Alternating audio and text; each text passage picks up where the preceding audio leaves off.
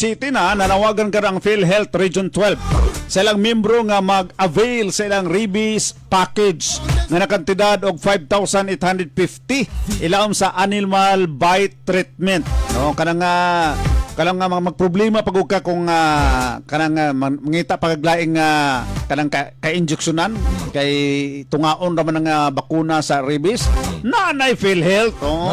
Oh, 5,850 ha. Kung doon ang membro ka sa PhilHealth. Pero halos tanan naman siguro membro sa PhilHealth. Rabies package mga kapuso. Para ni sa immune globulin, tambal sa samad pinakan, tetanus protection, antibiotics bampang kinahanglan sa membro nga napakan og hayop ilabi na iro og iring. Una nang nanawagan ang DOH Region 12 sa publiko, pabakunahan ang binuhing iro kada tuig ug dayon dalhon kini sa ospital ug gali mapakan og iro ang membro sa pamilya.